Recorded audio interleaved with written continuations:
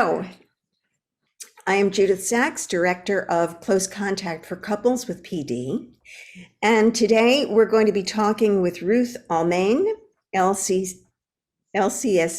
Clinical Manager of Social Work Services at the Lou Ruvo Center for Brain Health, Cleveland Clinic, Las Vegas. Hi, Ruth.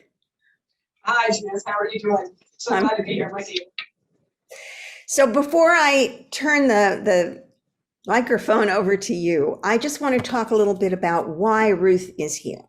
So when this program first began, the goal was to get couples to collaborate physically with one another in new ways that would lead to more communication via touch and movement. And this often created friction between the partners, and they'd say, "Why are we doing this?" Or as they were working together, "We're just not in sync." And it was clear that the lack of movement cohesion between them was brought out by these workshops. So this is the reason that we're introducing a social worker into the program, not because anybody here needs therapy, but rather to look a bit more deeply at what happens in a couple's relationship when it progresses in the face of a major condition like Parkinson's. So I'm going to turn this over to Ruth now. Go ahead, Ruth, and you can talk a little bit more about your role in this program. Sure, and thanks. This is really an exciting program. I don't know anyone who's doing things or programming for couples living with Parkinson's, and I think it's really important. And movement certainly will bring out issues with the relationship, with any relationship, but then certainly now you have people who are tightly connected together. And maybe things have gone unspoken, and now you've introduced a long-term chronic health condition to the relationship. And so some of us are really good at talking to each other, and some of us are not so good at that. But if folks have gotten this far, again, you're committed to trying to make the best of things and enjoy every bit of life you have together to the fullest possible extent. So part of introducing me as a social worker is to say, we just know you likely might have some issues communicating, and that's absolutely normal. None of you prepared to have Parkinson's in your relationship. None of you prepared to say, how are we going to do this? At some point, this comes along or got a script. So again, we want to make sure that we're helping you think about better ways to communicate, if we can, if there's concerns about that.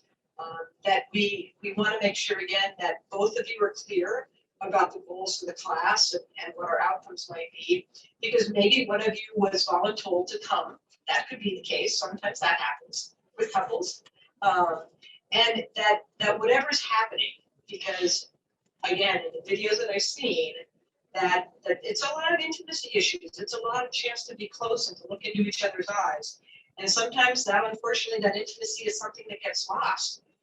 Physical, emotional issues around intimacy, sometimes it's lost in the context of Parkinson's, which can then really work its way into your trust and sense of being safe.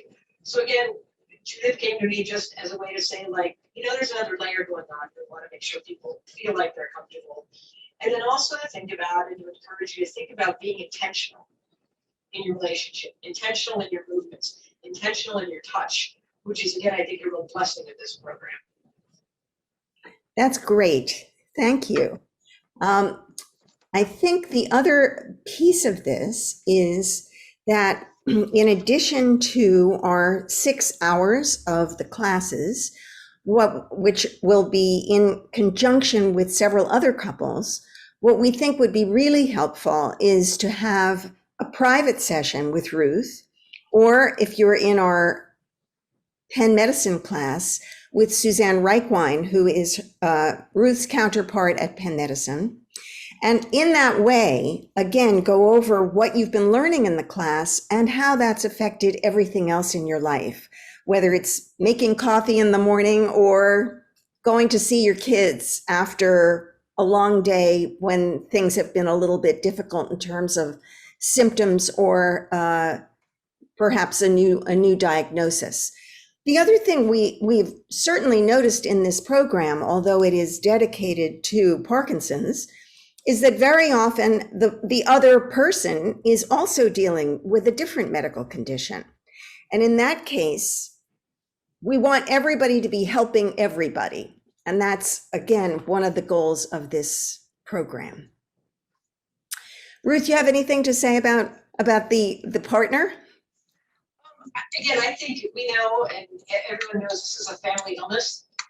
There can be issues again about how do we communicate with our kids? How do we communicate with our best friends of 40 and 50 years around this? And we want you to feel empowered with each other as a couple, but as a family, and to be able to talk with your friends, to be able to think about maybe if you've lost friends in the course of this illness, how do you find new friends? Because they're out there. And the Parkinson's community is really tight, and there's a lot of good resources. But so we want you to understand that we understand these are normal things. There's losses that you have to live with at this point. And this is not the way you expected your life to be, but there again, we want to make sure we can provide you the support as a way to enjoy every minute and think about how you're going to live together and how you're going to live together well. We know that includes your family, your friends, and your community. That's great. Thank you so much. It's been a pleasure talking. Thanks, Judith.